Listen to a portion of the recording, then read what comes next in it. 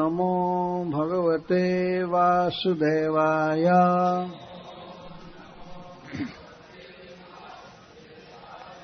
ॐ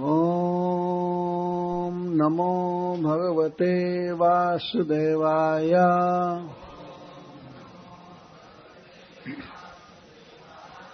ॐ नमो भगवते वासुदेवाय।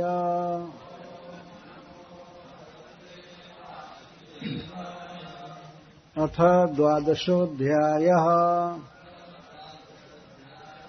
श्रीशुक उवाच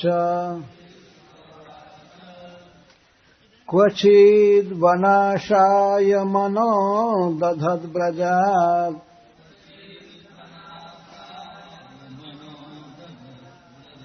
प्रातः समुत्थाय वयस्य वत्सपान्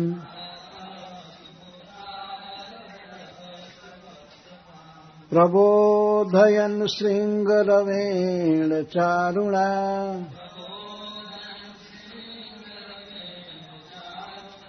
विनिर्गतो वत्सपुरः सरोहरिः।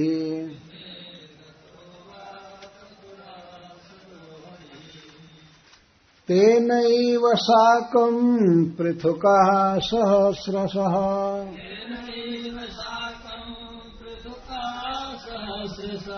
स्निग्धा सुसिग्वेत्र विषाणवेणवः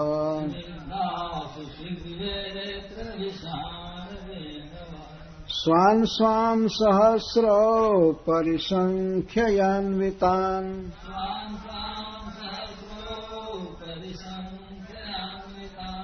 वत्सान् पुरस्कृत्य विनिर्जय हरिः पुरस्कृत्य विनिर्जयुर्मुदा कृष्णवत्सैरसंख्यातैः जुथीकृत्य स्ववत्सकान् चारयन्तोर्भलीलाभिः विजर्हुस्तत्र तत्र फलप्रवालस्तबक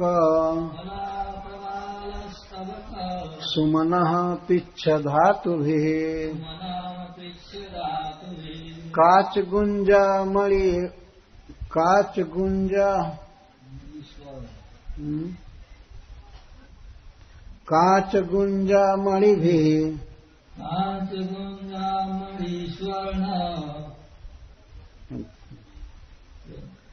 भूषिता अप्यभूषयान् इसमें कांच गुंजा मणि भी पाठ में मुष्णन्तोऽन्यसिक्यादीन् ज्ञातान् आराच चिक्षिपुः तत्रत्याश्च पुनर्दूरात्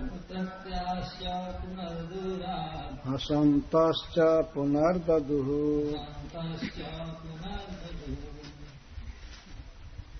यदि दूरं गतः कृष्ण वनशोभेक्षणायताम्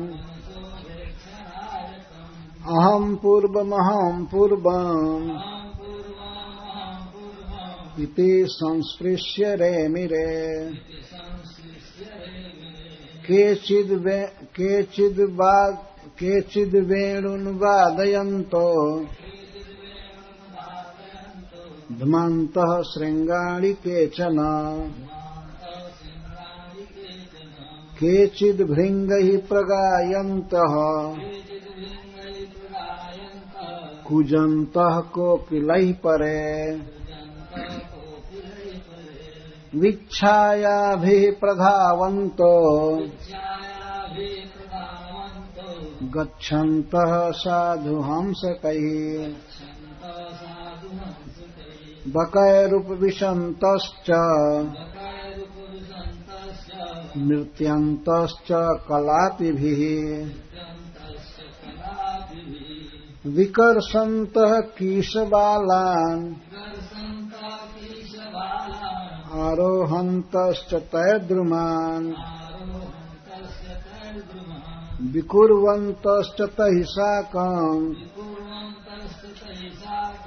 प्लवन्तश्च पलाशिषु साकम् भेकैर्विलङ्घन्तः सरितः प्रस्रवसम्प्लुतः विहसन्तः प्रतीक्षायाः शपन्तश्च प्रतीष्वनाम् इत्थं सतां ब्रह्म सुखानुभूत्या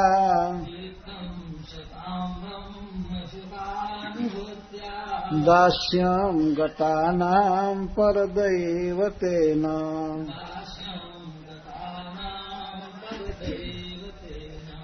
मायाश्रितानां नरदारकेण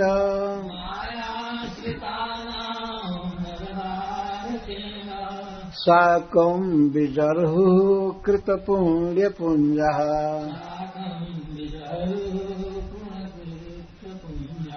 जत्पादपांशुर्बहुजन्म कृच्छ्रतो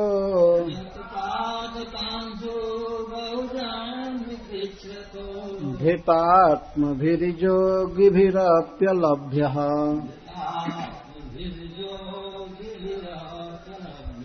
स एव जदृग्विषयः स्वयं स्थितः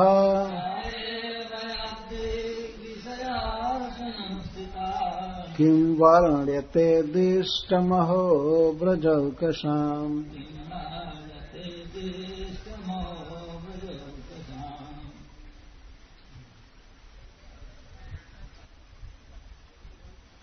श्री शुक उवाच। श्रील सुखदेव गोस्वामी ने कहा, क्वचित किसी समय वनाशाय वन में भोजन करने की इच्छा से मनोदधत दृढ़ निश्चय करके ब्रजात ब्रज से प्रातः समुत्थाय प्रातः काल उठकर वयस्य वत्सपान अपने मित्र गोवत्स पालकों के साथ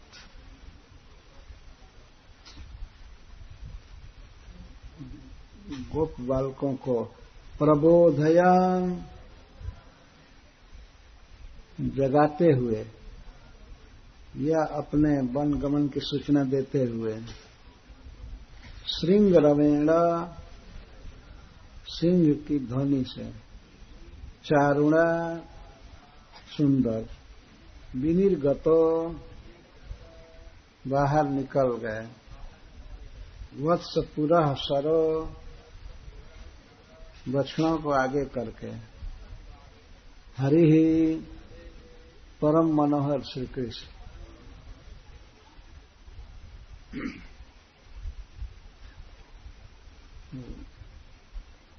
पुनः यथाक्रमम् अध्यायत्रयेण कौमारीमेव लीलां वदन् तत्र आदौ एकेन अघासुरवधम् आह क्वचित् इत्यादिना। श्रील सुखदेव गोस्वामी पुनः 3 अध्यायों में 12, 13, 14 में कुमारी लीला का ही वर्णन कर कौमारी लीला का वर्णन कर। तो कल मैं भूल से कह दिया था कौमार अवस्था वास्तव में 1 से 5 वर्ष की मानी जाती है और 6 से 10 वर्ष तक पौगंड अवस्था और 11 से 15 तक किशोर अवस्था, इसके बाद युवावस्था। तो श्री कृष्ण अभी 5 वर्ष के हैं, 4-5 वर्ष के। इसी समय ये गोवत्स चारण की लीला हुई थी और ब्रह्मा जी का मोह हुआ था। तो श्रील सुखदेव गोस्वामी यथाक्रम से 3 अध्यायों में भगवान की कुमारावस्था में की गई लीलाओं का वर्णन कर रहे हैं। और प्रथम अध्याय में मुख्य प्रसंग है अघासुर वध है, लेकिन उसके पहले इन 12 अध्यायों में 12 श्लोकों में शुरू के 12वें अध्याय के 12 श्लोकों में भगवान के वृंदावन विहार का वर्णन कर रहे हैं।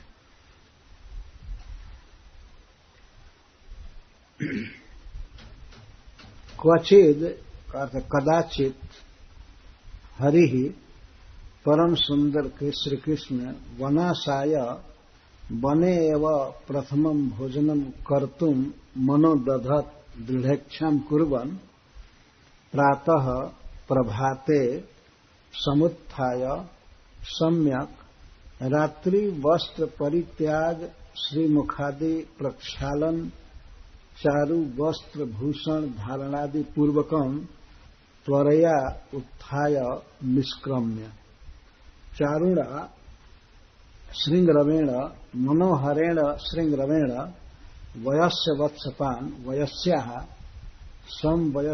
समवयस्काः च ते वत्सपाः गोपबालकाः च इति तान् स्वस्य सखी जनान् प्रबोधयन् अहं वत्स चारणाय वनं गच्छामि यूयम् आगच्छत इति विज्ञापयन् वत्स पुरः सरः वत्साः पुरः सरः अग्रे जस्य सः वत्सान् अग्रे कृत्वा इत्यर्थ व्रजात् विनिर्गत बहिर्गतवान् द्वादशे तो महासर्प वपुर धरम अघासुरम वत्सपाल गिलम क्रुद्धो गले अहनिति बाणते। इस 12वें अध्याय में वर्णन है कि महासर्प का शरीर धारण किए हुए अघासुर आया और आकर के उसने बछड़ों को और गोप बालकों को निगल गया, गले में रख लिया। तो इससे क्रुद्ध होकर के भगवान श्री कृष्ण ने उसके गले में ही जाकर उसको मार दिए। श्रीधर स्वामी जी लिखते हैं महाबक गलक क्रीड़ाम केवलस्य न कौतुकम। बकासुर श्री कृष्ण को अपने गले में रख लिया, चोट से खाया, गले में जाकर अटक गए या जलने लगे।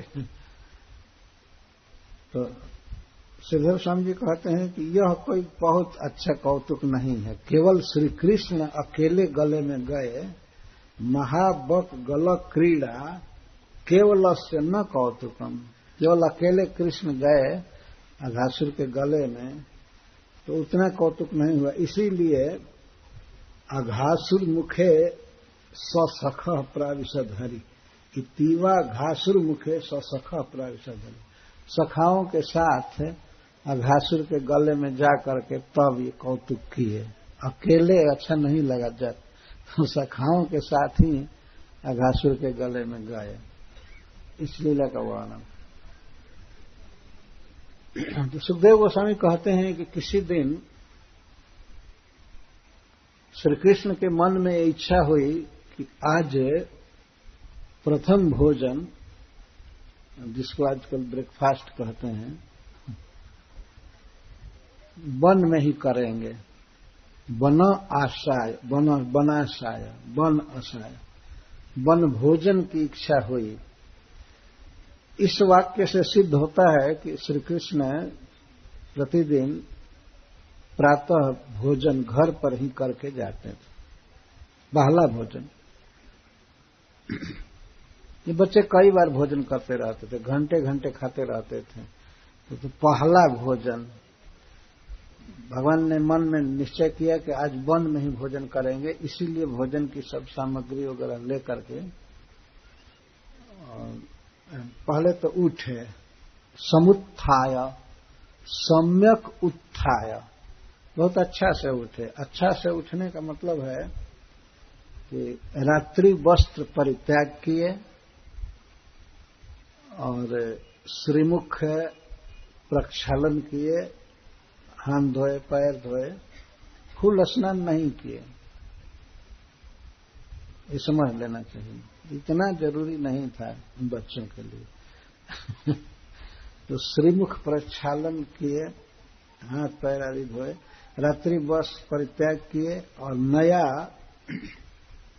सुंदर धोया हुआ वस्त्र भूषण धारण आदि किए और इसके बाद जल्दी से जल्दी निकल गए ब्रज से, अपने घर से बछड़ों को लेकर के।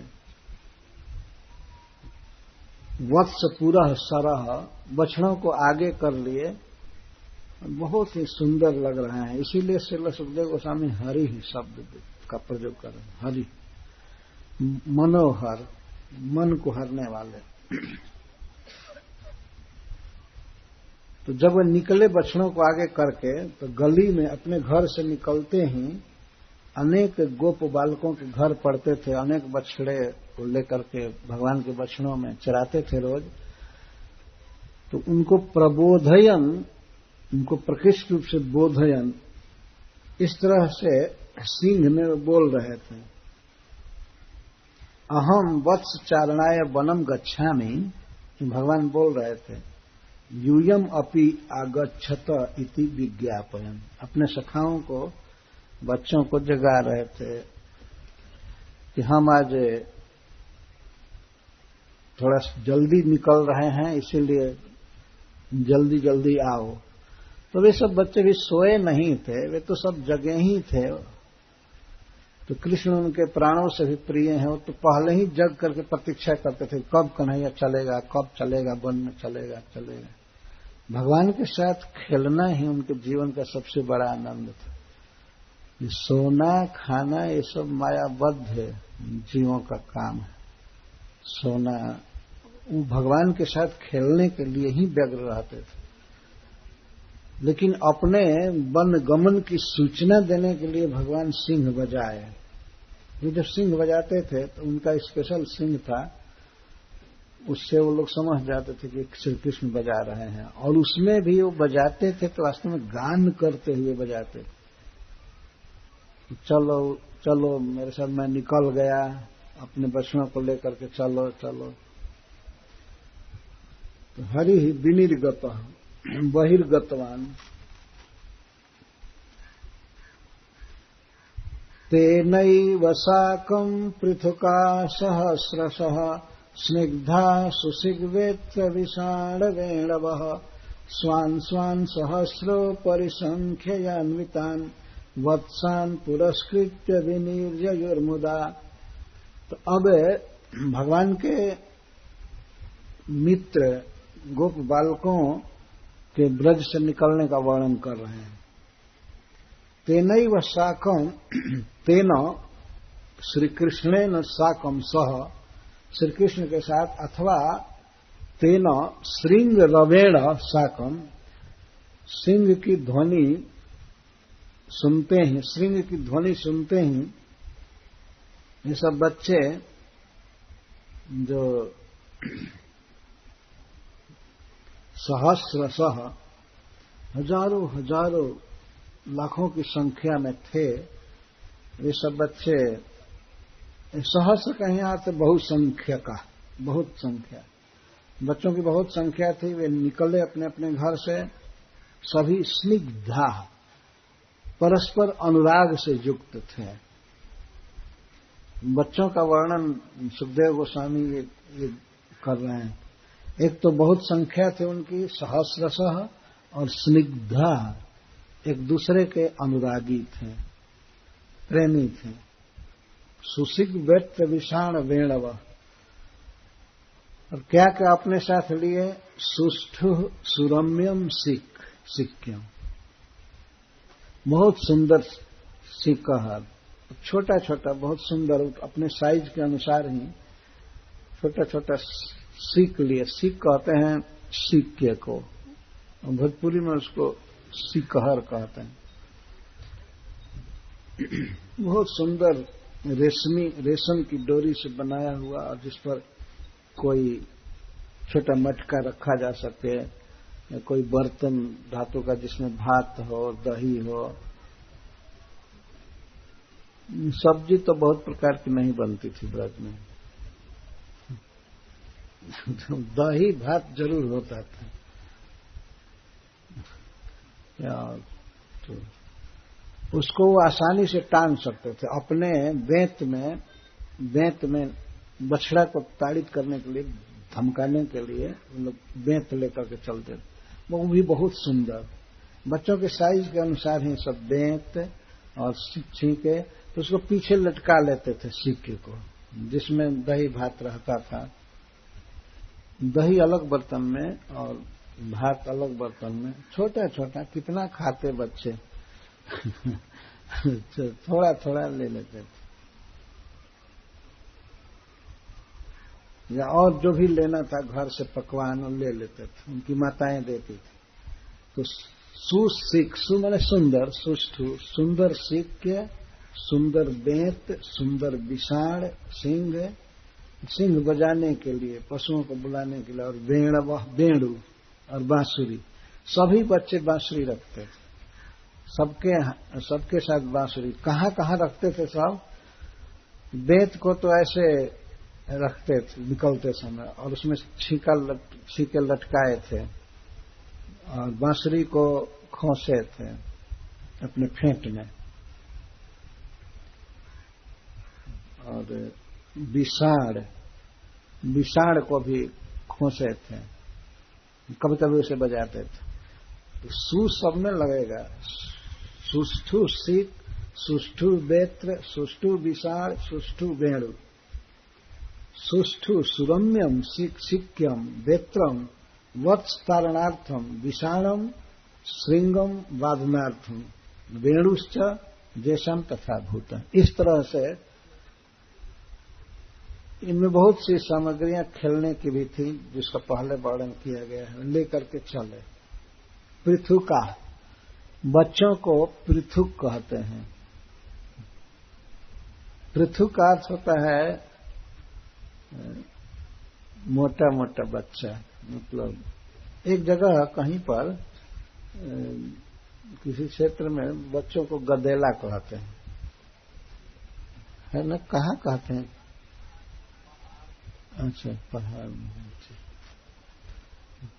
तंदुरुस्त बच्चे मोटे मोटे, ऐसे आजकल के किसी को पोलिया, किसी को कुछ, और वास्तव में भोजन बच्चों को नहीं मिलता है, दूध नहीं मिलता है, इसलिए वो बहुत दुबले पतले दिखते हैं। लेकिन भगवान के वे बच्चे, भगवान के साथ जाने वाले सभी बहुत स्वस्थ, छोटे छोटे और मोटे, इसलिए उनको पृथुका कहा।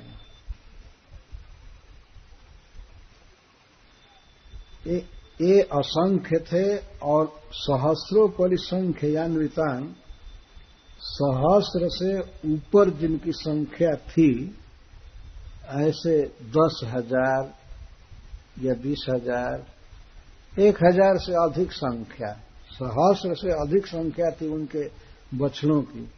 तो अपने अपने बछड़ों को लेकर के वे निकले आनंद के साथ। मुदा विनिर्ययु, वत्स चारण है उनके लिए परम आनंद की बात थी, क्योंकि उसी कर्म में श्री कृष्ण का साहचर्य मिलता था, भगवान के साथ खेलने को मिलता था। इसलिए मुदा विनिर्ययु, खूब आनंद के साथ निकले अपने अपने घरों से, अपने अपने बछड़ों को आगे करके। आज के युग में किसी बच्चे को कह दिया जाए कि भोर में जाओ बछड़ा चराओ, तो वो मुदा नहीं निकलेगा, बोले निकलेगा ही नहीं, निकला तो बहुत दुख के साथ निकलेगा कि क्या हमको दंड दिया जा रहा है। लेकिन वे बच्चे बछड़ा चराने के लिए परम आनंद से निकले, बहुत हर्षित थे। भगवान के साथ खेलना ही उनके लिए सबसे बड़ा सुख था। अपने अपने बछड़ों को लेकर के निकले, और कृष्ण के बछड़ों के साथ अपने बछड़ों को मिला दिए। इसका अर्थ है कि श्री कृष्ण बहुत तेज गति से निकल करके बाहर नहीं हो गए, बहुत धीमी गति से वो बाहर अड़ार जिसको कहते हैं वहां हुए। तो बच्चे अपने अपने बछड़े ले करके कृष्ण के बछड़ों से मिलाते थे। कृष्ण वत्सैर संख्यात ही, और कृष्ण के बछड़ों की भी संख्या की नहीं जा सकती थी, असंख्यात। बात यह थी कि जितने भी भगवान के भक्त हैं, श्री नारद जी या श्री भगवान शंकर जी और ब्रह्मा जी और भी जितने भक्त, सब बछड़ा का रूप धारण करके भगवान के साथ चरने के लिए चलते थे। इसलिए उसकी कोई संख्या ही नहीं थी, और भगवान सबको स्वीकृति दिए थे। कौन नहीं जाना चाहेगा, मानुष हो तो वही रस खान, बसों ब्रज गोकुल गांव के ग्वाल, जौ पशु हो तो कहा बस मेरे चरण नित नंद की धेन में जा।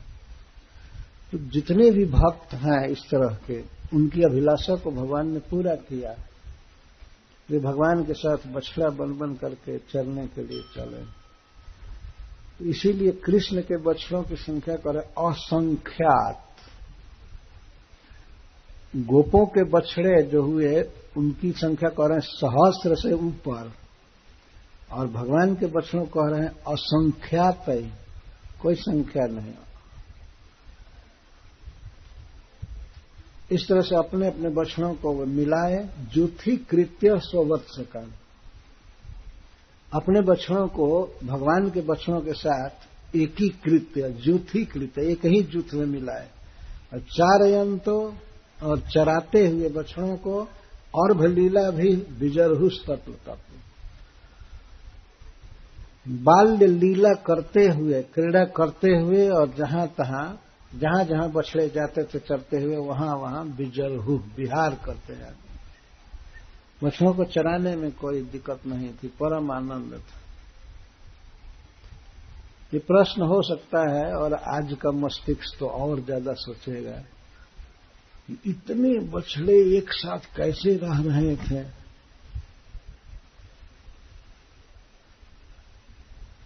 इस सिद्धांत पहले समझ लेना चाहिए कि श्री भगवान और भगवान के परिकर प्रियजन और भगवान का धाम, भगवान का स्वरूप जो भी है, यह चिन्मय है। उसे प्राकृत माप के अनुसार नहीं देखना चाहिए। अन्यथा प्रश्न करने वाले के लिए तो हमेशा प्रश्न ही बना रहेगा, पूरा हेडेक में रहेगा, ये कैसे हुआ। वो अर्जुन को भगवान ने विराट रूप दिखाया तो बहुत भारी कोई प्लेटफार्म तैयार नहीं किया। अर्जुन के रथ पर ही वे रहे, और रथ के ऊपर अपने देह में ही, अपने श्री विग्रह में ही वे कहते हैं मम देह गुडा केसर जो चान्य द्रष्टुम इच्छा से, तुम जो कुछ भी देखना चाहो मेरे देह में देखो। तो श्री कृष्ण का देह तो उस रथ पर अटा हुआ है लेकिन उस रथ से अनंत गुना साइज ब्रह्मांड और विविध लोकों को भगवान ने दिखाया अपने देह में ही। ये कैसे संभव हुआ? या माता जसोदा को अपने छोटे से मुख में ही ब्रह्मांड दिखा दिया। तो भगवान ने संसारिक या प्राकृतिक धारणा और माप के बस में नहीं है। ऐसे ही उनका धाम भी है, वृंदावन, ये ब्रज धाम, वह चिन्मय है और विभु है, सर्वव्यापक है। ऐसा कोई स्थान नहीं है जहां भगवान का धाम व्याप्त नहीं कर सकता है, जहां वो नहीं रह सकता है। तो इतने बछड़े चर रहे हैं, और उसी संख्या में फिर उसके अनुसार गोप बालक आदि भी, तो यह भगवान के उस चिन्मय धाम में संभव है ही। कभी असंभव की कल्पना नहीं करनी चाहिए, सब कुछ संभव। और कैसे संभव है इसको अपने दिमाग से समझ नहीं सकते हैं, सुन करके मानना चाहिए। कैसे श्री कृष्ण के मुख में पूरा ब्रह्मांड दिखाई दिया, कैसे?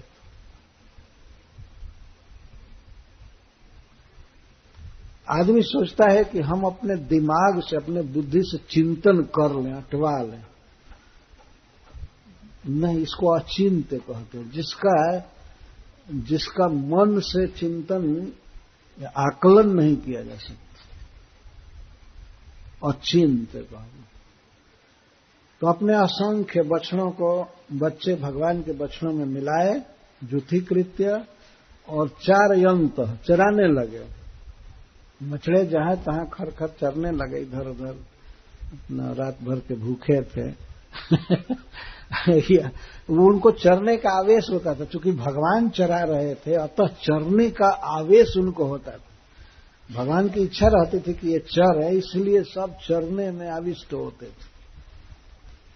चरने लगे, और बच्चे अर्भ लीला भी, बाल्य लीला भी, तत्र तत्र वत्स प्रचार देश विजर हो, विहरणम चक्रु, और बच्चे विहार चालू किए। बछड़े चरना चालू किए, और सब गोप बालक भगवान श्री कृष्ण के साथ विविध विहार करना चालू।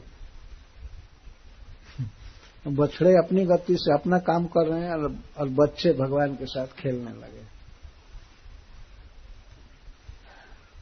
सबसे पहले वन में पहुंचकर अपना श्रृंगार कर रहे हैं। फल प्रवाल स्तबक सुमन पिच्छ धातु भी, काच गुंजा मणि स्वर्ण भूषिता अप्यभूषयन।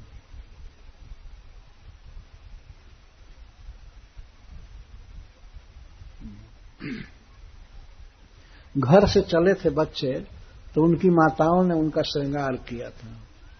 काच, गुंजा, मणि, हीरा और स्वर्ण, सोने से, सब सोने के गहने या हीरे के गहने, काच, गुंजा, इन सब से श्रृंगार किया था। लेकिन वन में पहुंचने पर सभी बच्चे अपना अपना श्रृंगार करने लगे, और कई मिल करके तो पहले श्री कृष्ण का श्रृंगार करते थे। वन में इनका क्या श्रृंगार था? फल, प्रवाल, स्तबक, सुमन, पिच्छ धातु भी। फल तोड़े और फल से श्रृंगार कर रहे। कभी कभी श्री कृष्ण के पाग में या इधर उधर फल भी लगाते थे, पगड़ी में छोटे छोटे फल, और स्वयं भी अपना श्रृंगार करते थे फलों से, और प्रवाल, नए नए कोमल पत्तों से, प्रवाल उसको कहते, नए नए कोमल पत्तों से, और स्तबक पुष्प गुच्छा, और सुमन पुष्पों से, पिच से, मयूर पुच्छों से, मोर के पंख से अपना श्रृंगार करते थे। और धातु भी, गैरिक आदि धातु होते हैं, गाल पर, ललाट पर चित्रकारी करते थे। ये हैं बच्चे। बच्चों की दृष्टि में यह सोना है और यह गैरिक धातु एक माटी है, इसका भेद नहीं। सोना से श्रृंगार किया गया है, लेकिन वहां जाकर मिट्टी से श्रृंगार कर रहे हैं वन में। यह सबसे बड़ा श्रृंगार है। तो कोई सोना पहने या गहना पहने, हीरा पहने, लेकिन जो भक्तजन अच्छा लगते हैं, ये मिट्टी का तिलक करके, गोपी तिलक, उसके सामने वो कुछ भी नहीं है। वैष्णवों का ही श्रृंगार है। दो श्रृंगार है, एक कंठी और तिलक, और कुछ भी शरीर पर नहीं हो, लेकिन इससे बहुत शोभा बढ़ती है। हम भगवान के बनते हैं इसके द्वारा। जैसे किसी स्त्री के शरीर पर कोई भी गहना न हो, लेकिन उसके ललाट में यदि सिंदूर है, कुमकुम है, तो वह सौभाग्यवती है। सबसे बड़ा श्रृंगार उसका यही है। और यदि पति नहीं है, तो उसका कोई भी श्रृंगार उसकी शोभा को बढ़ा नहीं पाएगा। इसी तरह से वैष्णवों का श्रृंगार वास्तव में ये है, कंठी और तिलक। ये बच्चे श्री कृष्ण के साथ अपना अपना श्रृंगार कर रहे हैं। स्वर्ण और मणि के श्रृंगारों में उनकी उतनी रुचि नहीं है। घर पर ठीक है, माँ माता जी ने श्रृंगार कर दिया, लेकिन अब वहां जा करके वे ये अनुभव किए कि हमारा श्रृंगार अधूरा है। तो फल से, पत्ता से, गुच्छा से, फूल से, मयूर पंख से और गैरिक आदि धातुओं से अपना श्रृंगार करने लगे। भूषिता अपि अभूषण, वे पहले से भूषित थे। किससे? काच गुंजा मणि स्वर्ण, इससे भूषित थे। लेकिन फल प्रवाल स्तबक सुमन पिच्छ धातु भी से अपना श्रृंगार करने लगे। श्रृंगार किए और इसके बाद विहार कर रहे हैं। श्रृंगार करना भी एक विहार है। कई बच्चे श्री कृष्ण पर लगते हैं श्रृंगार करने के लिए। प्राय सबके पास श्री कृष्ण प्रकट हो जाते हैं और वो उस टाइम मैंने श्रृंगार किया है, मैंने श्रृंगार किया, तुरंत ताजा फल और पत्ता लेकर के या मयूर पंख लेकर के खोसना। ऐसे घर से चले तो मोर पंख नहीं था, इसे सिद्ध हो रहा है। तब तो यहाँ पीछे मयूर पीछे श्रृंगार करने लगे। और वास्तव में श्री कृष्ण पर ये भारी भारी जो मुकुट पहनाते हैं लोग, भगवान नारायण जैसा मुकुट बड़ा रख देते हैं, ये गलत करते हैं। उनको ये सब श्रृंगार पसंद नहीं है। वृंदावन में मुरपंख हो और एक छोटा सा कपड़ा पाग बांधे हों और पाग के ऊपर फूल, पत्ता और जो कुछ भी है, और उनके गाल में, ललाट में मिट्टी का तिलक, गैरिक धातु, पेंट नहीं। अच्छा लगता है। इसके बाद और विहार चालू किए। सुखदेव गोस्वामी वर्णन कर रहे। मुष्णन्तोन्यन्य सिक्यादीन ज्ञातान आराच चिक्षिपु तत्रत्याश्च पुनर्दूराद हसन्तश्च पुनर्ददु। अन्योन्यस्य परस्परस्य सिक्यानि आदिर्जेषाम् वेत्र विषाण वेणूनाम तान सिक्यानाम अन्नाधारत्वेन अन्ननाशे सति हसंत इत्यादि तत्व। एक दूसरे के बेंत, बांसुरी, सींग और सीके को भी कभी कभी कोई बच्चे चुरा लेते थे। मुष्णंत, उसका ध्यान नहीं रहता था तो धीरे से उसके फेंट से बांसुरी खींच लिए। मुष्णंत, चोरयंत। और ततः ज्ञातान, अब जब जिसका चोरी गया है उसको पता लग जाता था कि अरे हमारा वेणु कहाँ गया, बांसुरी कहाँ गया, तो वो दूसरा जो लिया था वो दूसरे के हाथ में दे देता था, दूर फेंक देता था।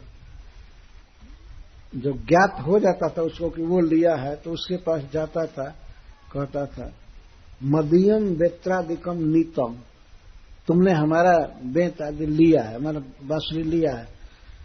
ये ज्ञात हो जाता था तब आरात का अर्थ दूरे एवं चिक छिपो, तो वे दूर फेंक देते थे। ज्ञात हो जाता था तो दूसरे के पास दूर फेंक देते थे।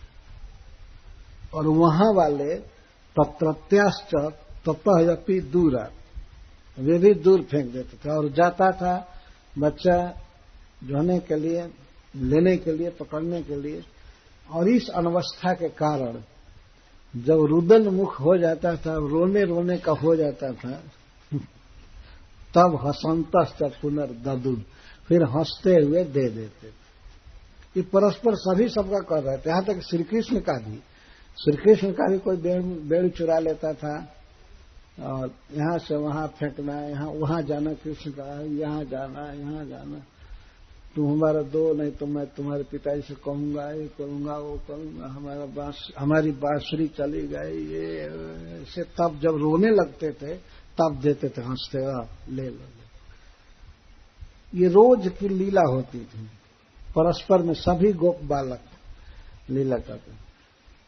तो पहली लीला ये सामान चोरी की है। तो चोरी नहीं, अंततः वो दे देते थे, लेकिन थोड़ा रुला करके रुदन मुख करके, पूरा पूरा रुला करके नहीं, जब रोने रोने जैसा मुंह हो जाता तब दे देते। वे सीख के भी चुराते थे भोजन भी, इसको सावधानी से रखते थे।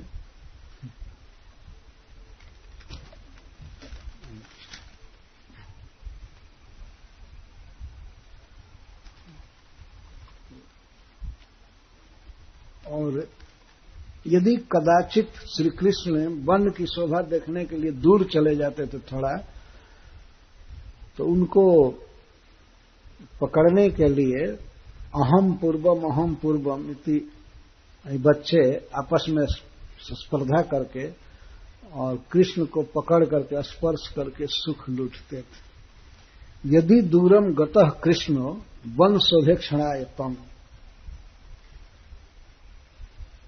अब बता रहे हैं सुखदेव गोस्वामी कि इस प्रकार की बाल क्रीड़ा में भी कितने श्री कृष्ण में दत्त चित्त थे, श्री कृष्ण प्रवण थे। उनके प्रणय विशेष को, श्री कृष्ण के प्रति उनके स्नेह विशेष को 5 श्लोकों में वर्णन कर रहे हैं। तो पहले वर्णन करते हैं, यदि दूरम गतः कृष्णो वन शोभेक्षणाय तम। यदि दूरम गतः कृष्ण, कृष्ण भी अपने उन सखाओं को जो उनको प्राण के समान प्रिय थे कभी छोड़ करके जाते नहीं थे, कभी त्याग नहीं करते थे, भगवान उनके साथ ही रहते थे। लेकिन यदि दूरम गतः, कभी दूर चले गए, वन शोभेक्षणाय, वन शोभा ईक्षणाय, वृंदावन की शोभा देखने के लिए, कहीं विशेष फूल देखने के लिए या वृक्ष देखने के लिए, वन की शोभा देखने के लिए थोड़ा दूर चले जाते थे। यदि दूरम गतः, यदि शब्द बता रहा है कि दूर नहीं होते थे श्री कृष्ण, लेकिन यदि कदाचित हुए तो बच्चे दौड़ते थे उनको पकड़ने के लिए। अहम पूर्वम, मैं पहले पकड़ूंगा, मैं पहले पकड़ूंगा, दौड़ते थे कृष्ण को पकड़ने के लिए। और पकड़ करके संस्पृश्य, सम्यक अस्पृश्य, सम्यक स्पर्श का मतलब है आलिंगन आदि करके, और रे मिरे, इस तरह अनिर्वचनीय दिव्य सुख लूटते थे। यदि श्री कृष्ण जाते थे तो यही उद्देश्य भी था कि क्यों दूर जाते थे, कि अपने साथियों को उनके आलिंगन का सुख मिले और भगवान को भी आलिंगन का सुख मिले। तो निरंतर साथ रहने से अब आलिंगन करने में वो आनंद नहीं आता था, तो थोड़ा दूर होते थे तो उनको बच्चे दौड़कर पकड़ते थे। अहम पूर्वम, मैं पहले पकड़ूंगा, मैं पहले पकड़ूंगा। तो श्री कृष्ण एक ही नहीं रह जाते थे, अपने प्रत्येक मित्र की इच्छा को पूरा करने में समर्थ हैं। जितने बच्चे दौड़ते थे सबको यही लगता था कि मैं पहले, सबका पहले मैं पकड़ा हूं। और श्री कृष्ण प्रत्येक का आलिंगन करते थे, सबके लिए ही वे सब पहला थे, सब पूर्व थे। अहम पूर्वम, कोई पीछे नहीं था। चूंकि यह भगवान की लीला है, वो अपने प्रत्येक मित्र, अपने प्रत्येक प्रेमी के लिए एक एक हो जाते थे तुरंत, क्षण भर में। बच्चों को पता नहीं लगता था, इन सबको श्री कृष्ण आलिंगन देते थे। और इस तरह श्री कृष्ण का आलिंगन पा करके रेमिरे का अर्थ है सुखम प्रापु, अतिशय आनंद प्राप्त करते थे। इस जगत में भी देखा जाता है कि मनुष्य या पशु आदि भी एक दूसरे का आलिंगन करके, पकड़ करके सुख का अनुभव करते हैं, जबकि यह प्राकृत देह है, ये आत्मा नहीं है, आत्मा से शून्य है, जड़ देह है। इसको छू करके आनंद का अनुभव करते हैं लोग। तो फिर भगवान का स्पर्श करके, भगवान का आलिंगन करके उन बच्चों को कितना अनंत अद्भुत सुख प्राप्त होता होगा।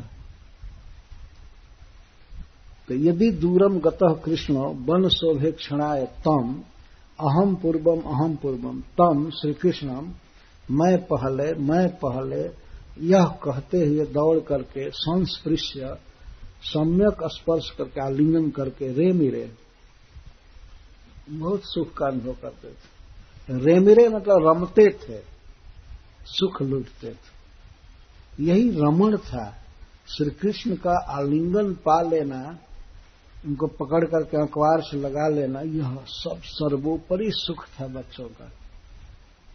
तो इस तरह रमते थे। केचिद वेणुन वादयन्तो ध्वान्तः श्रृंगारि केचन। अब विविध लीलाओं का वर्णन करते हैं। केचिद वेणुन वादयन्तः, कोई बच्चे गोप बालक वेणुन वादयन्तः बांसुरी बजाते रहते थे। केचित कोई अच्छा, ध्वान्तः श्रृंगारि केचन, और कुछ सिंह बजाते थे। सिंह बजाने में उसमें हवा भरना पड़ता है।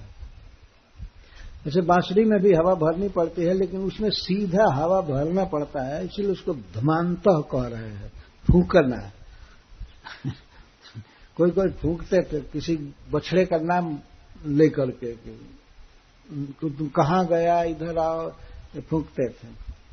या परस्पर में अपने सखाओं को बुलाने के लिए, तो इधर कहाँ गए, इधर आओ, इधर आओ, कोई सिंह बजाते रहते। तो हजारों लोग बांसुरी बजा रहे हैं, हजारों सिंह बजा रहे हैं, और श्री कृष्ण प्राय सबके साथ हैं। केचिद वेणुन वादयन्तः ध्वन्तः श्रृंगारि केचन, केचिद भृंगैः प्रगायन्तः कूजन्तः कोकिलैः परे। केचन बालकाः वेणुन वादयन्तः, केचन बालकाः श्रृंगारि धमान्तः वादयन्तः, केचिद भृंगैः भ्रमरैः सह प्रगायन्तः। कोई भौरे के साथ जहां तहां गाते थे। भौरे भन भन भन भन भन भन करते रहते हैं, तो उनके स्वर के अनुरूप शब्द निकालते थे। और परे कोकिलः सह कूजन्त, और कुछ बच्चे कोयलों के साथ कूजन्त, उनके स्वर में स्वर मिला करके कुहू कुहू, जैसे कोकिल बोलते हैं, कोयल बोलते हैं, वैसे उनका अनुकरण करते थे। यही बछड़ा चरा रहे थे। ये आनंद था, केवल कोयल के बोली का अनुसरण करना, भृंगों के साथ, भौरों के साथ गाना, बांसुरी बजाना, सिंह बजाना। सभी में कृष्ण हैं। वे बांसुरी बजाने वालों के सिरताज हैं, तो बांसुरी बजाते हैं, सिंह बजाते हैं, कोयल की बोली का अनुकरण करते हैं। कभी कभी तो कोयल लजा जाता था, इतना सुंदर श्री कृष्ण बोलते थे कोयल के स्वर में कि वो उड़ करके भाग जाता था। लज्जा आती थी इसलिए, और थोड़ा दूर होकर के देखने लगता था। सूरदास जी ने लिखा है कि कोयल श्री कृष्ण की बोली जब से सुने तभी से वन में छिप करके रहते हैं। ये वन में रहते हैं छिप करके। और कमल जल में चला गया, जल में निवास करता है और मुंह बंद करके ज्यादा रहता है श्री कृष्ण के मुख को देखकर। और स्वर को देख करके, स्वर को सुन करके कोकिल लजा कर वन में निवास करते हैं। ये सब है कवियों की उत्प्रेक्षा है, लेकिन वास्तव में यह सत्य है बिल्कुल। श्री कृष्ण के वाणी की मधुरता को समझने के लिए ये सब वाक्य सहायक होते हैं। तो इस तरह श्री कृष्ण के साथ बच्चे विहार कर रहे हैं। विच्छाया भी प्रधावंतो, कोई बच्चे वीनाम पक्षिणाम छाया भी प्रधावंतो, आकाश में पक्षी उड़ते थे,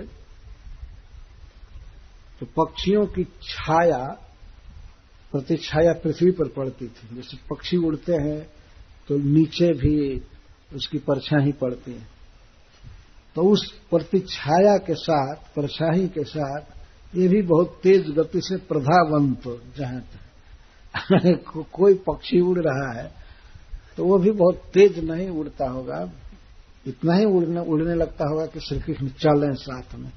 तो श्री कृष्ण प्रधावन कर रहे हैं और सब गोप सखा दौड़ रहे हैं पक्षियों की छाया के साथ। ऐसे बच्चे कभी कभी करते हैं, देखा गया है। ये तो बहुत तेज गति से पक्षी उड़ते हैं तो उतना नहीं दौड़ पाते हैं, लेकिन कभी कभी पक्षी ऐसे उड़ते हैं, घूमते रहते हैं खास स्थान में, तो पक्षियों के छाया के साथ वे प्रधावंत प्रकर्षण धावंत गच्छन्त चलते थे। बीच छाया भी प्रधावंत गच्छन्त साधुवंश का। कोई कोई बच्चे हंस जैसे चलते थे, हंस जैसे चलता है वैसे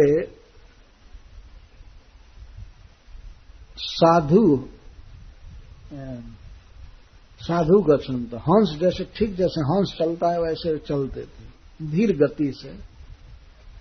हंस कभी कभी पृथ्वी पर भी चलता है और कभी जल में भी चलता है, जल में तैरता है। तो इस तरह से हंस के साथ चलते थे। बकय रूप विचंतश्च, कोई कोई बच्चे बगुलों के साथ उपविशंत, जैसे बगुले जलाशय के निकट, सरोवर के निकट बैठते हैं, बैठते क्या है, मन ध्यान करते हैं। क्यों बैठते हैं? कोई अपना भोजन पकड़ने के लिए बगुले बैठते, तो उनके पास ये बच्चे भी जा करके और ध्यान जैसे करते थे। उनके चोंच कुछ है, बड़े बड़े होते हैं बगुलों के, अपने हाथ को ऐसे करके ध्यान कर, बगुले के साथ वो ध्यान कर रहे हैं। बकय रूप विसंतश्च, बकों के साथ उपविसंत बैठते थे, निकट बैठ करके और ऐसे आंखें बंद कर लेते थे।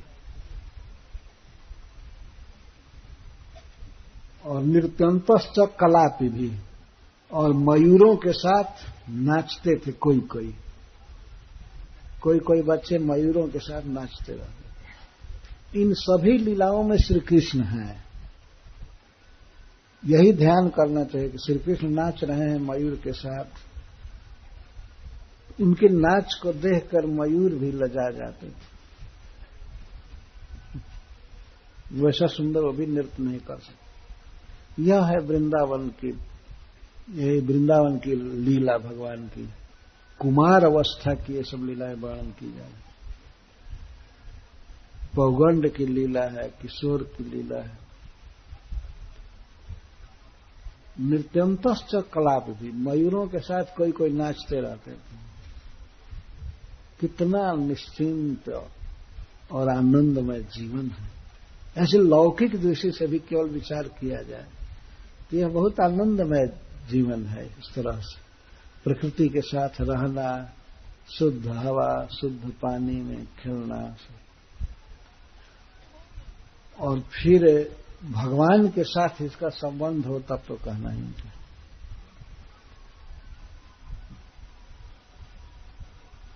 विकर्षंत कीशबालान, कोई कोई गोप बालक बानरों के बच्चों को खींचते थे। कहीं वो बानर हैं वे पेड़ के ऊपर और पूंछ लटकी है, उनकी पूंछ लांगुल लटका है, तो उसको पकड़ करके खींचते थे। बहुत जोर से नहीं। किस बालन विकर्षण तक, किस कहते हैं बानर को, बानर शिशुओं को पकड़ते थे।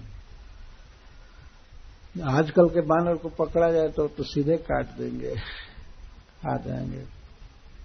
लेकिन वृंदावन के बानर थे, वो भी ऐसे ही ऊंचाई पर बैठते थे कि उनकी पूंछ को बच्चे पकड़ सके, कृष्ण पकड़ सके। वे सब भी तो महान भक्त जन हैं, बड़े बड़े।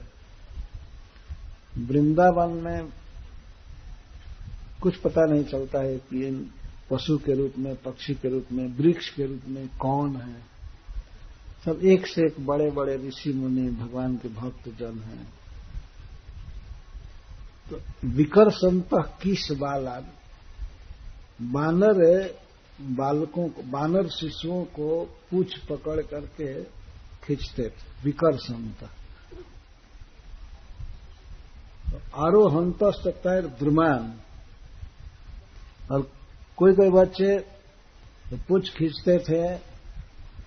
यही लीला थी वृंदावन में। और कुछ बानरों के साथ ऊपर वृक्ष पर चढ़ जाते थे,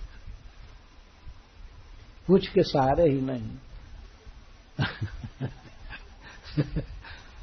चढ़ जाते थे उनके साथ। वो जैसे चढ़ते थे वैसे ये भी चढ़ते जाते। विकुरवंतश्च तैसाकम, और बानरों के साथ कोई कोई बच्चे बानरों के साथ मुख विकार करते थे, से भ्रूण निक्षेप करना, डराने की कोशिश करना। बंदर घुड़की बहुत प्रसिद्ध है, और श्री कृष्ण जब सामने आते थे तो कभी कभी तो भाग जाते थे डर करके, लेकिन फिर आकर के मुख विकार करते थे, जैसे वो करते हैं वैसे। ये सब भगवान की लीलाएं हैं गोप बालकों के साथ। बानरों के साथ मुख विकृत करना। बानर के बच्चे वैसे उतने नहीं काटते, वो तो भागते हैं। बड़े बड़े बानर खतरनाक होते हैं। तो ये बच्चे छोटे छोटे हैं, तो ये किस बालन बानर शिशुओं के साथ ही खेल रहे हैं। और छोटे छोटे बानर भी मुंह बनाने में, डर पाने में वैसे ही प्रवीण होते हैं। ऐसा घोह देते हैं कि अब तो ये जान मार ही देगा। बंदर घुड़ की उनका मुख बनाना, क्रोध करना अद्भुत है। भगवान ने उनको दिया है ये सब। तो ऐसे बानरों के इन विशेषताओं के साथ भगवान खेल रहे हैं, और अन्य गोप बालक भी सब खेल रहे। विकर्षंत किस बालन, वृक्ष शाखा लंबमान लांगुल ग्रहणेन आकर्षंत तय ही। और यदि पूछ को खींच रहे और पूछ नहीं छूटा बानर का, अगर पकड़े रह गए तो पूछ पकड़े पकड़े ही बानर शिशुओं के साथ द्रुमान आरोहंत वृक्ष पर चढ़ जाते हैं। तो पकड़े पकड़े मतलब बहुत कम बल लगा करके पकड़े हैं, तो वो चढ़ता है तो वो भी चढ़ जाते हैं। केवल लीला करते हैं, उसके सहारे से नहीं। तय साकम स विकुर्वंत भ्रू विजृंभ आदि मुख विकारन कुर्वंत, मुख विकार। प्लवंतश्च पला शिशु, और जैसे बानर एक शाखा से दूसरे शाखा पर अपन झूलते हैं, कूदते हैं, छलांग लेते हैं, ऐसे बच्चे भी कूदते। पला शिशु वृक्षों पर एक शाखा से दूसरे शाखा पर झूलते हैं, चढ़ते हैं। वृंदावन के वृक्ष भगवान के लीला काल में सब नीचे ही शाखा वाले रहते थे, यहां से बच्चे आसानी से झूल सके, चढ़ सके इस शाखा से उस शाखा पर। उसको प्लवंत कहते हैं। प्लवंत का अर्थ है बहना, बहना, इस शाखा से उस शाखा पर, इस शाखा से उस शाखा पर झूलना, कूदना, बानरों की तरह। ऐसे बच्चे फुर्तीले थे। अब तो बच्चों को इतना सजाए दिया जा रहा है, 4-5 वर्ष का होते ही बस्ता टांगो, स्कूल जाओ। वास्तव में ये बच्चों के विकास के लिए कभी काम नहीं हो रहा। बच्चों को बचपन में इस तरह खेलने की छूट होनी चाहिए, तो उनका जीवन विकसित होता है। ये पढ़ाई का भार ऐसा खतरनाक है। इस छोटे छोटे बच्चों को इतना बाध्य करना, तुम पढ़ो पढ़ो, और नहीं पढ़ेगा तो आज के जीवन में वो जिएगा ही नहीं। और पढ़ाई में भी आगे चल करके पढ़ाई क्या रह गई है, कंप्यूटर सीखो बस, और कोई पढ़ाई नहीं रह गई। कोई कला साहित्य ये सब कुछ नहीं रहा, संगीत नहीं रहा। तो श्री भगवान ने ये सब लीलाएं कर रहे हैं। साकम भेकर विलंघंत, भेकई, भेक का अर्थ मेढक, भे भे करोती इति भेक, भे भे, ये मेढक बरसात के दिन में भे भे करते रहते हैं। कई नदियां उमड़ जाती हैं बरसात के दिन में, उमड़ जाते हैं तो उनके तट डूबने लगते हैं। प्रसरव संप्लुता सरिता, नदियों में जब बाढ़ आती है, पानी ऊपर हो जाता है, तो उनमें से कोई छोटी छोटी धारा निकल जाती है, छोटी छोटी धारा नदी, उसमें मेढक के साथ ये बच्चे तैरते हैं या उछलते हैं। मेढक का स्वभाव है, मेढक धीरे धीरे नहीं चलता है, वो फान करके चलता है पानी में भी। तो उन मेढकों के साथ ये भी पानी में कूद रहे हैं या तैर रहे हैं, छोटी जलधारा वाले नदी में। सरिता कहा गया है, लेकिन उसका ध्यान रखना चाहिए कि बड़ी नदी में नहीं कूद रहे हैं। नदी की शाखा कोई छोटी सी जलधारा है, तो उसमें मेढकों के साथ तैर रहे हैं और फिर उछल भी रहे हैं, कूद रहे हैं। साकम भेकर विलंघंत, सरित प्रसरो संप्लुत, विहसंत प्रतीक्षाया, और प्रतीक्षाया जल में या किसी स्फटिक मणि में अपनी छाया देखते हैं, अपना प्रतिबिंब, तो उस पर हंसते हैं। विहसंत, हंसते हैं। तो जैसे जैसे मुंह बनाते हैं वैसे वैसे छाया भी मुंह बना रही है। तो ये देखो, तो ऐसे जैसे जैसे मुख बच्चा कर रहा है वैसे वैसे वो भी करता है, छाया भी, तो उस पर हंसते। विहसंत, और स्वपंत प्रतिस्वना, और प्रतिस्वन प्रतिध्वनि को साप देते हैं। साप देने का मतलब है कि गाली देते हैं। प्रतिस्वन, स्वन मैंने प्रतिध्वनि होती है। कहीं पहाड़ के निकट या नदी के निकट कोई कुछ बोलता है तो प्रतिध्वनि होती है। तो ये बच्चे बोलते हैं, जब प्रतिध्वनि होती है तो कहते हैं रे रे कौन बोल रहा है, कौन बोल रहा है, मैं आऊं, मैं आऊं। अरे इतना ढीठ हो गया, ये हमको रे कह रहा है, वही प्रतिध्वनि भी बोलती है हमको रे कह रहा है। अच्छा मैं अभी आता हूं, तुमको सिखा रहा हूं, तुम मर जाओ तो तुम मर जाओ। वो आवाज वैसे ही आती है। अपने ही प्रतिध्वनि को सुन करके और क्रोध कर रहे हैं। ये बच्चे हैं ना, उनको ये पता नहीं है कि इनकी ही आवाज है। श्री कृष्ण को भी ऐसा ही होता है, अपनी आवाज प्रतिध्वनित हो रही है तो वे नहीं समझ रहे हैं कि मेरी ही आवाज है। तुम कौन है, तू कौन है, अरे ये सब आज भी बच्चे ये सब लीलाएं करते हैं, खासकर पहाड़ के निकट जाकर के बोलते हैं। वैष्णव लोग तो जाकर के बोलते हैं हरे कृष्णा, तो पहाड़ बोलता है हरे कृष्णा। वास्तव में पहाड़ बोलता है। पहाड़ भी एक जीव है, वो भगवान का नाम बोलता है, लेकिन जो जैसा होता है वैसे ही प्रतिध्वनि करता है। तो ये बच्चे सब गाय बकरी चराने वाले हैं, तो ये क्या ऊंचा चीज बोलेंगे। तो रे तुकार साला साला यही कर रहे हैं। श्री कृष्ण भी उसमें है। हम आएंगे तो तुमको अभी बता देंगे। तो सपंतश्च प्रति स्वनान, अपने प्रतिध्वनि को साप देते हैं, गाली देते हैं। अरे सारे मैं आऊं, तो वो भी बोलता है अरे सारे मैं आऊं। तो अब क्या करोगे?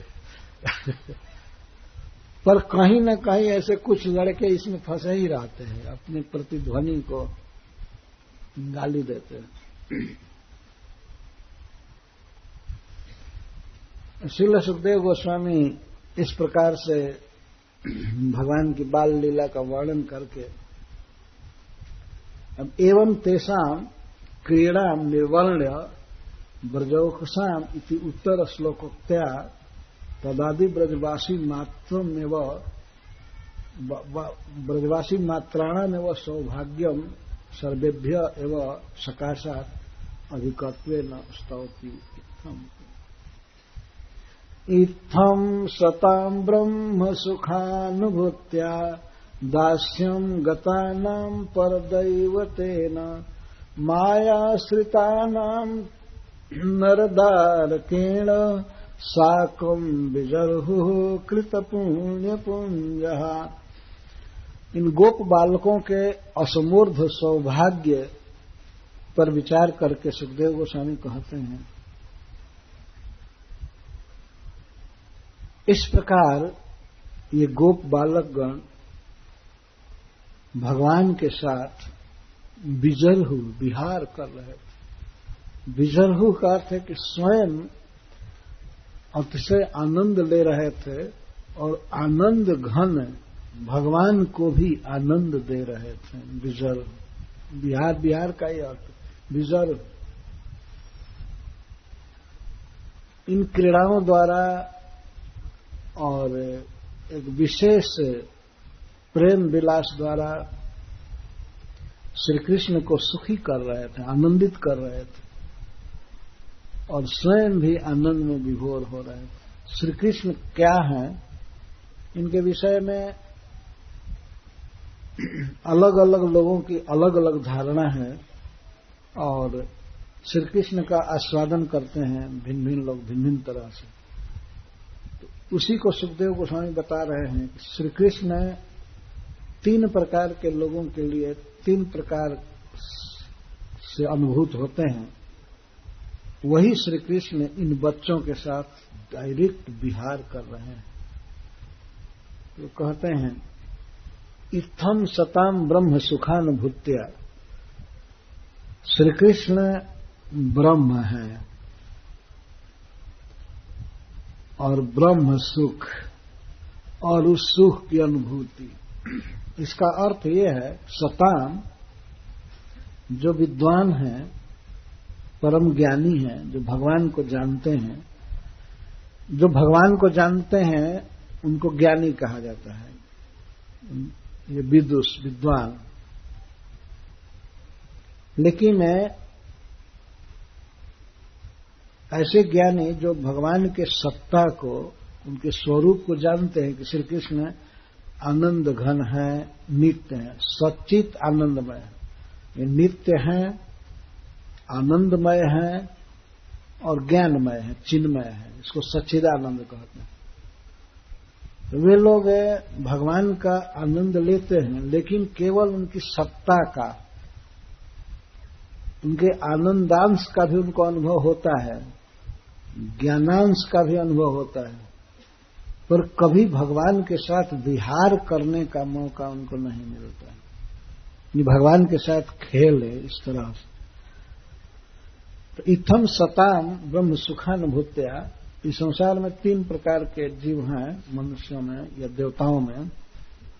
एक है भक्त, दूसरा कर्मी और ज्ञानी। तो इन तीनों को भी, भक्तों को भी, ज्ञानियों को भी और कर्मियों को भी भगवान के साथ विहार करना सुलभ नहीं है। भगवान के साथ इस तरह खेलना ये सुलभ नहीं है। ये तो एक जो नित्य सिद्ध भगवान के परिकर हैं, गोलोक वृंदावन में भगवान के साथ रहते हैं, उनको ही ये सुख प्राप्त होता है। और इन प्रेमियों के भाव का अनुगमन करके, अनुसरण करके कोई श्री कृष्ण की भक्ति करते हैं तो उनको भी भगवान की लीला में सम्मिलित होने का अवसर प्राप्त होता है भगवान की कृपा से। तो यही सुखदेव गोस्वामी कह रहे हैं कि अहो, किसके साथ ये विहार कर रहे हैं? जो श्री कृष्ण ज्ञानियों के लिए ब्रह्म सुखानुभूति स्वरूप हैं, वे श्री कृष्ण का सुख लेते हैं, दिव्य सुख, ब्रह्म सुख का अनुभव करते हैं श्री कृष्ण का चिंतन करके, श्री कृष्ण का गान करके। वे हैं ज्ञानी। और दास्यम गतानम पर दैवतेन, जो दास्य भाव के अनुसार भगवान के भक्त हैं, श्री कृष्ण को अपना स्वामी मानते हैं और दास्य भाव से उनकी सेवा करते हैं, तो उनके लिए श्री कृष्ण पर देवता है, उनके इष्ट देव हैं। उन्हीं के सुख के लिए वे सब कुछ भक्त करते रहते हैं, उनको प्रसन्न करते हैं। पर देवता, और वे ऐसे देवता हैं, ऐसे इष्ट देव हैं जो आत्मदान भी कर देते हैं, अपने को दे देते हैं भक्तों को, और भक्तों के स्वरूप की प्राप्ति करा देते हैं। परंतु भगवान के साथ ऐसा संभ्रम रहता है, ऐसा संकोच रहता है भक्तों को कि वे इस तरह से श्री कृष्ण के साथ खेलने की तो कल्पना भी नहीं कर सकते। श्री कृष्ण की पूजा करते हैं, अर्चना करते हैं, श्री कृष्ण गत प्राण हैं भक्तजन, परंतु उनको भी यह विहार सुलभ नहीं। और मायाश्रिता नाम नरदारकेण, जो मायाश्रित हैं, जो इस संसार में विषय सुख को ही अपने जीवन का लक्ष्य मान चुके हैं, को मायाश्रित कहते हैं। वे माया के वश में हैं, माया पर आश्रित हैं और माया के सुख को ही अपना सर्वस्व समझते हैं। तो वे लोग श्री कृष्ण को समझ ही नहीं पाते हैं। श्री कृष्ण को समझते हैं कि ये नर दारक है। नर का अर्थ मनुष्य और दारक मतलब बच्चा। श्री कृष्ण मनुष्य का लड़का है, प्राकृत है। तो उनके साथ तो खेलने का तो सोच ही नहीं सकते। जब मनुष्य बुद्धि उनकी होती है तो उनको वो अवसर नहीं मिलता है। भगवान गीता में एक श्लोक में कहते हैं कि वो श्लोक कैसे है जिसमें कहते हैं कि मूर्ख लोग मुझे मनुष्य समझते हैं, अवजानन्ति मां मूढ़ा मानुषीम तनुमाश्रित परम भावम अजानन्तो मम भूत महेश्वरम। मूर्ख लोग मुझे मनुष्य समझते हैं। वे नहीं जानते हैं कि मैं सबसे ऊपर दिव्य पुरुष हूं, नराकार में हूं लेकिन मैं दिव्य हूं। परम भावम अजानंत, मेरा धाम, मेरा स्वरूप सब चिन्मय है, दिव्य है। ये नहीं जानते हैं और मुझे मनुष्य जान करके अवज्ञा करते हैं। अवजानन्ति मां मूढ़। ये मूढ़ लोग कभी कभी बहुत किताब भी लिखते हैं। भगवान जिनको गधा कह रहे हैं, ये गधे लोग भी कभी कभी किताब पब्लिश करते हैं।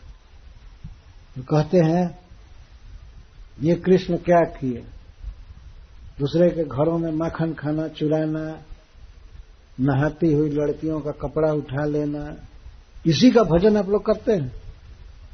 कभी कभी पूछते हैं, इसी को भगवान मानते हैं। इस तरह के मूढ़ भरे हुए हैं गधे संसार में, जो इस तरह से बोलते हैं। लेकिन कृष्ण पर विचार करने से पहले सोचना चाहिए कि बड़े बड़े लोग जो कृष्ण के संपर्क में आए वे श्री कृष्ण को क्या मानते हैं। ब्रह्मा जी क्या कहते हैं? ब्रह्मा जी बछड़ा चुराने के बाद भगवान श्री कृष्ण के पास आकर के क्या कहे हैं, जरा इसको तो पढ़ना चाहिए ना।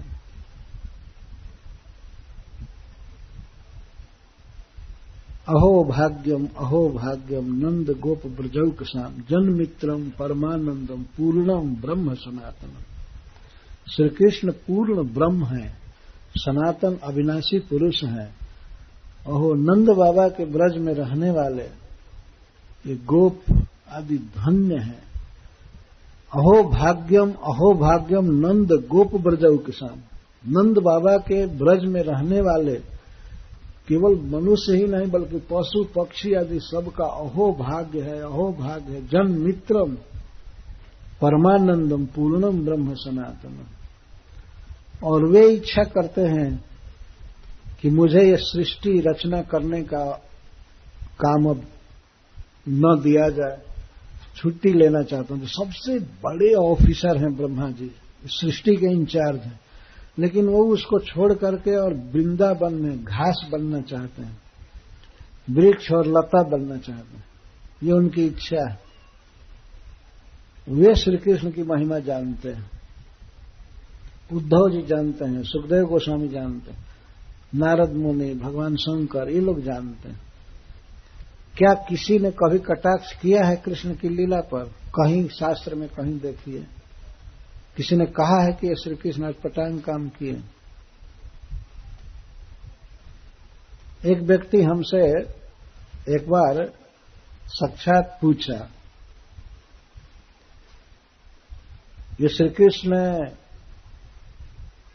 नग्न स्नान करती हुई स्त्रियों के वस्त्र चुराए थे?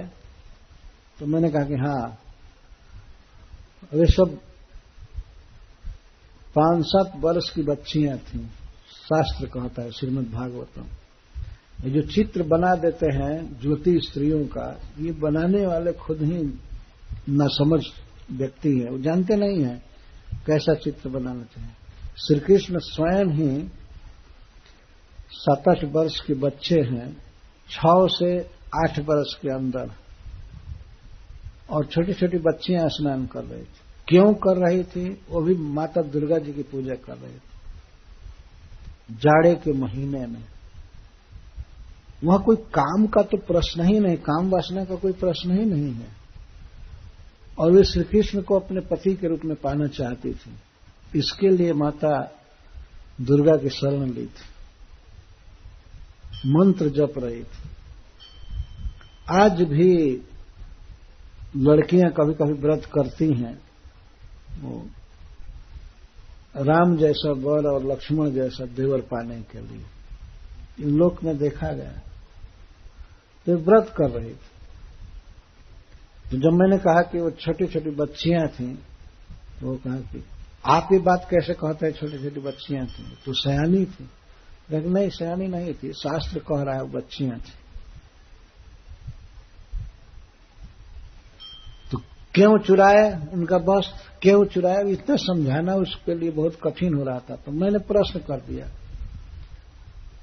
द्रौपदी का चीर क्यों बढ़ाए वो, पहले इसको बताओ, और कैसे बढ़ा दिए।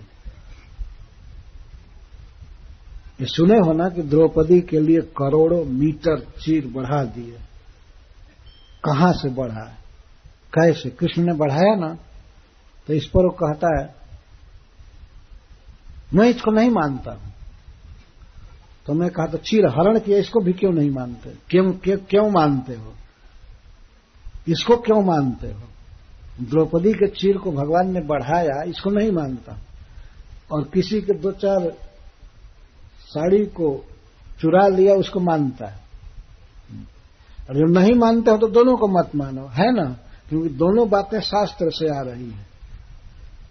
इस तरह से जो कोई व्यक्ति शास्त्र के किसी एक अंश को मानता है, दूसरे अंश को नहीं मानता है, तो उसको श्रीपाद शंकराचार्य अर्ध कुकुट न्याय कहे हैं। अर्ध कुकुट, कुकुट का अर्थ होता है मुर्गी, मुर्गा, और अर्ध का अर्थ होता है आधा। आधा मुर्गी अपनी टीका में लिखे हैं आदि शंकराचार्य। तो शास्त्र को मानना है तो पूरा मानो और नहीं तो बिल्कुल मत मानो। एक अंश को मानो और दूसरे को नहीं। तो क्या बात है, क्या विशेषता है श्री कृष्ण में कि बिना कारखाना के, बिना किसी व्यवस्था के द्रौपदी के चीर को अनंत अनंत बढ़ा दिया कि 10,000 हाथी का बल रखने वाला दुशासन गाज फेंक करके गिर गया, पर सारी का छोर नहीं मिला। क्या बात है, इससे श्री कृष्ण की कोई विशेषता मालूम हो रही है कि नहीं?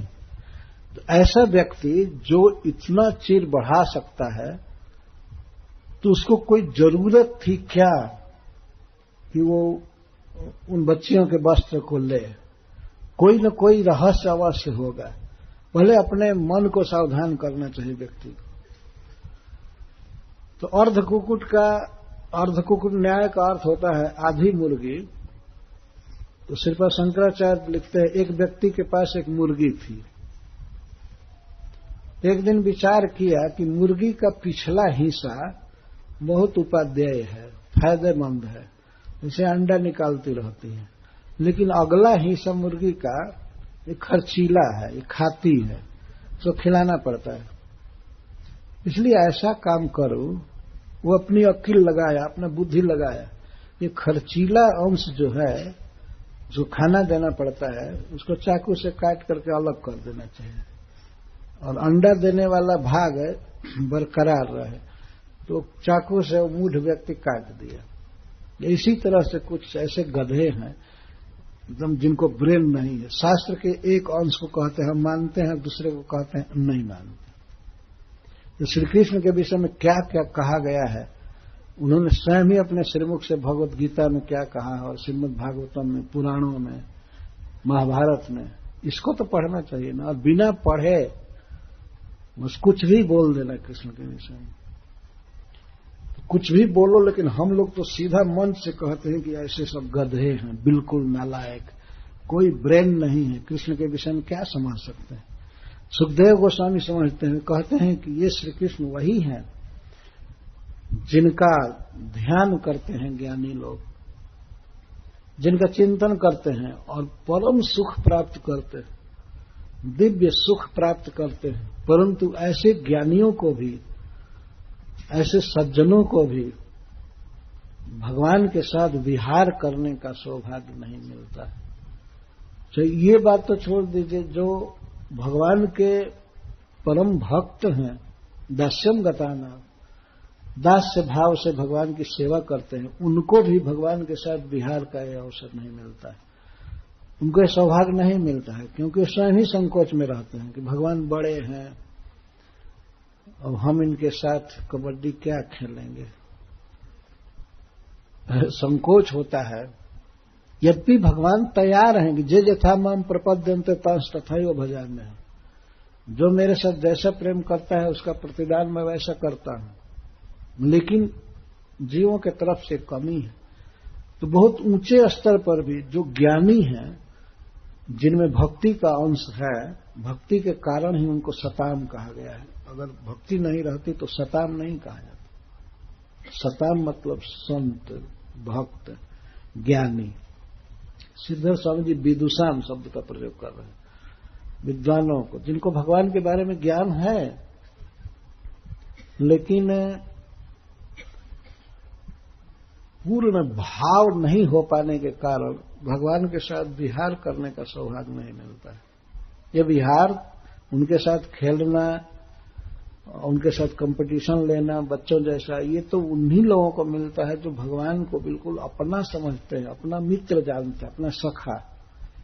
कभी कभी कोई कोई बच्चा किसी प्रतियोगिता में श्री कृष्ण से जीत जाता है। जैसे प्रतियोगिता है कि जो व्यक्ति हारेगा वो घोड़ा बनेगा और जो जीतेगा वो घुड़सवारी करेगा।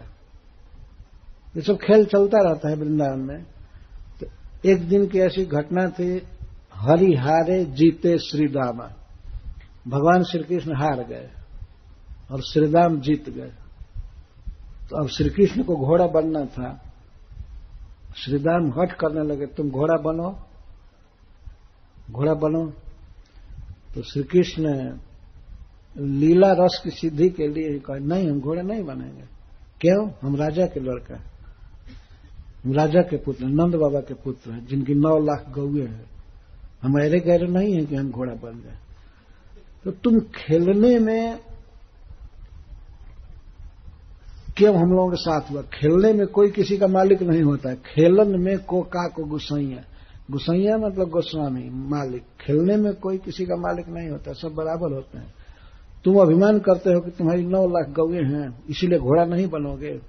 तो सभी बच्चों को श्रीराम इकट्ठा किए और कहे कि ये घोड़ा नहीं बन रहा है। तो उन लोगों ने कहा इसको खेल से बाहर करो, घोड़ा नहीं बनता है तो इसको खेल से बाहर करो, चलो हटो। बाहर कर दिए, बाह पकड़ कर श्रीराम कहे नहीं हम लोगों के साथ नहीं खेलेंगे, घोड़ा नहीं बनना है तो हम लोगों के साथ खेलना नहीं। तो श्री कृष्ण को अलग कर दिए, थोड़े दूर पर एक मेड़ पर जाकर के बैठ गए और बच्चे सब हाहा ही अपन खेल चालू किए। और श्री कृष्ण रोने लगे कि अरे हमको अपने खेल में शामिल नहीं कर रहे, रोने लगे।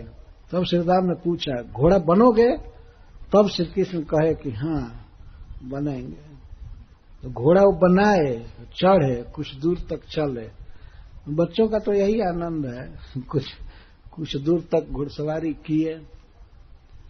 जहां यह भाव है भगवान के प्रति, कृष्ण मेरे हैं, मेरे सखा हैं, सखा शुद्ध सख्य करे स्कंधे आरोहण, तुम ही कौन बड़ लोग तुम ही आमी सम। सखा शुद्ध सख्य भाव से श्री कृष्ण के कंधे पर चढ़ता है और कहता है तुम कौन बड़े आदमी हो, तुम और हम सम हैं। तुम्हारी 9 लाख गाय है, नंद बाबा तुम्हारे पिता हैं, तो इस खेल के क्षेत्र से बाहर है, यहां नहीं। यहां तो तुम्हें घोड़ा बनना पड़ेगा, चाहे करना। यह शुद्ध है, प्रेम भाव से होता है, प्रेम के काम। जो भगवान इन बच्चों को मिले हैं, भगवान के साथ ये विहार कर रहे हैं, जबकि बड़े बड़े भक्तों को ये सुख नहीं मिलता है, ज्ञानियों को नहीं मिलता है, भक्तों को नहीं मिलता, दास्य भाव वाले भक्तों को, और फिर कर्मियों को कहां से मिलेगा? जो श्री कृष्ण को केवल मनुष्य बालक के रूप में समझते हैं, भगवान के प्रति कोई भाव नहीं है, कोई कुछ नहीं। कुछ ऐसे मूर्ख हैं जो सीधे कह देते हैं ये तो कृष्ण भगवान नहीं है। इनको तो कुछ लोगों ने भगवान कहना चालू कर दिया, कहना चालू कर दिया, ये राम भगवान नहीं है, इनको ऐसे कैसे, ये तो अपनी स्त्री के विरह में रो रहा था, इसको कैसे भगवान कहा जा सकता है। तो जब वाल्मीकि जी लिख रहे थे रामायण, चाहे तुलसीदास जी लिख रहे थे, तो इस बेहुदे को भी वहां रहना चाहिए था। वो कहा होता है कि गलती मत लिखिए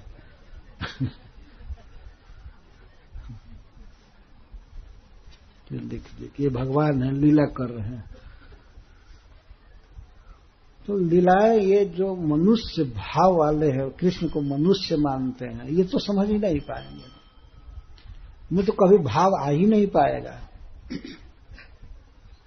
माया श्रिता नाम नरदार केड़, अथवा इसके और भी कई भाव लिखे गए हैं, यह कोई उसकी जरूरत नहीं है।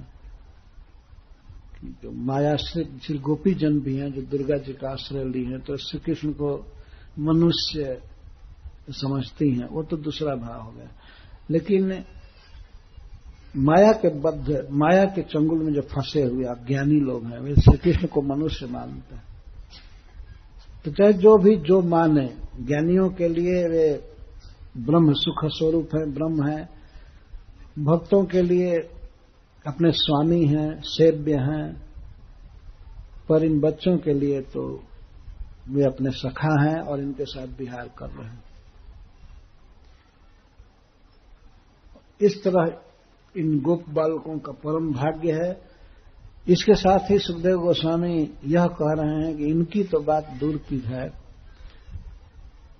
श्री कृष्ण से किसी प्रकार से कोई संबंधित वस्तु भी है, वो वस्तु का कितना बड़ा सौभाग्य है, वह बड़े बड़े लोगों को अत्यंत दुर्लभ है। तेन सह विहार वार्ता दूरे तावद आस्था तत्संबंधी वस्तु मात्रमपि दुर्लभम इत्याह। श्री कृष्ण के साथ विहार करना, खेल करना, ये तो इसकी तो वार्ता छोड़ दीजिए, कितनी दूर की बात है। श्री कृष्ण से संबंधित कोई भी वस्तु कितनी दुर्लभ है संसार में, इसको कह रहे हैं। जतपाद पांशुर बहुजन्म कृच्छ्रतो धृतात्मभिर्योगिभिरप्यलभ्य स एव जदृग् विषयः स्वयं स्थितः किं वर्ण्यते दृष्टमहो ब्रजौकशाम्। जत पाद पांशु, जस्य श्री कृष्णस्य पाद पांशु, जिन श्री कृष्ण के चरण की धूल, एक धूल कहीं गिरी है, चरण में सटी हुई नहीं। जब पाद पांशु, श्री कृष्ण के चरण की एक धूल भी अलभ्य है, दुर्लभ है। किसके द्वारा? बहुजन्म कृच्छ्रत धृतात्म भी, योगी भी, बहुत बहुत जन्मों तक तपस्या करके, यम नियम प्रत्याहार आदि का पालन करके, बड़े कष्ट से जिन्होंने अपने मन को, आत्मा को पकड़ लिया है, वश में कर लिया है, एकाग्र कर लिया है, समाधि में जो रहते हैं, ऐसे बड़े बड़े योगियों के लिए भी जिनके चरण कमल की एक रज अलभ्य है, चरण कमल की धूल अलभ्य है, वही प्रभु स एव जदृग् विषयः स्वयं स्थित, वही प्रभु जिनके, जिन बच्चों के या ब्रजवासियों के दृग विषय, आंखों का विषय बन करके, अर्थात उनके नेत्रों के द्वारा दृश्य बन करके उनके सामने अवस्थित हैं।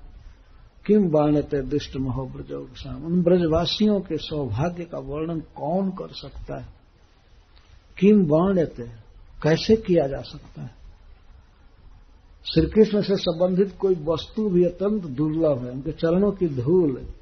अरे एक अर्थ कर रहे हैं जतपाद पांशु भी, जतपाद पांशु, जत पादप अंशु, पादप कहते हैं वृक्ष को जो पैर से पीते हैं, पाद से पीते हैं, उनको पादप कहते हैं।